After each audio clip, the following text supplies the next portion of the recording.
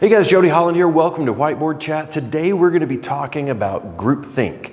Have you ever found yourself sitting in a meeting and you're listening to everybody talking and somebody that's in a power position, let's say your boss, says something and you think, wow, that's the worst idea I've ever heard. And then your boss says, all right, anybody disagree with my idea? And nobody's hand goes up and nobody says anything. And you don't say anything or raise your hand. And then when you walk out of the meeting, you lean over to one of your friends that works with you and says, can you believe that? That was the worst idea I've ever heard. I can't even imagine that he could have come up with an idea that bad, but he did. He topped the last one.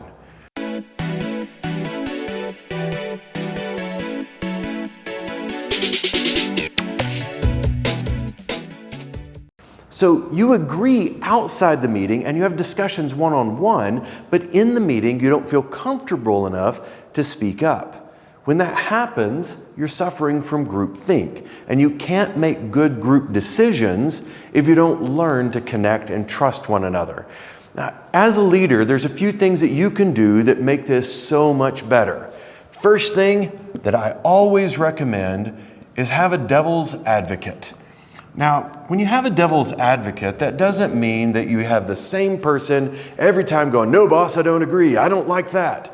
Rotate it around and have people serve as the devil's advocate at different times in the meetings. When you set it up and say, Adam, your job today is to disagree with everything that is said in the meeting. It should be fun, I think you'll enjoy it, and it pushes people to think a little bit more. Second thing that you can do is you have to remain objective in the way that you present things. So many leaders, especially entrepreneurs and business owners, will come to a meeting and they'll say, guys, I stayed up all night last night working on this idea. It was so amazing. I can't wait to get your honest feedback. That is a load of you know what. There is no way they want your honest feedback when they present it in that manner. What they want is to go, wow, Jody, that's an amazing idea. I can't believe you came up with that on your own. Objective would be, guys, I had an idea, worked on it some last night, but I'm kind of concerned. I'm not sure I can see both the negative and the positive of the idea. Would you guys help me flesh it out? I'd like to know first, what's everything that you think could go wrong with this idea? Then let's talk about what could go right with it, and let's figure out if it's what we ought to be doing. When you go in with that objectivity, it makes it a lot easier for people to give you real and honest feedback.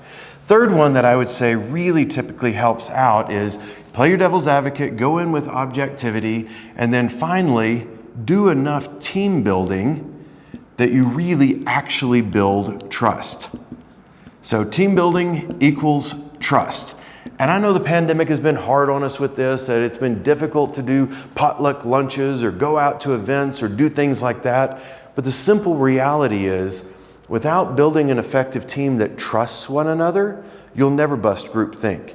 Even if you're objective and have a devil's advocate, it still won't work very well because it's based on the trust that we have with one another. Now, it's not me trusting for you to get the job done. Instead, what I mean by that is I trust that it's okay for me to speak up, that you actually want the truth, and that you're not going to just judge me or shut me down.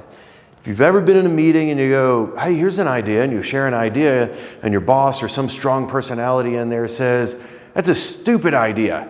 I can't believe you came up with that. No, only good ideas from now on, okay? I just want to hear good ideas.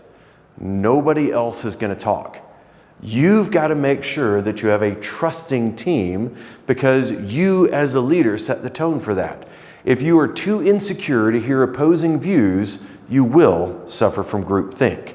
So these are the three main things I want you to think about that bust groupthink. I'm Jody Holland, and I'll see you on the next Whiteboard Chat.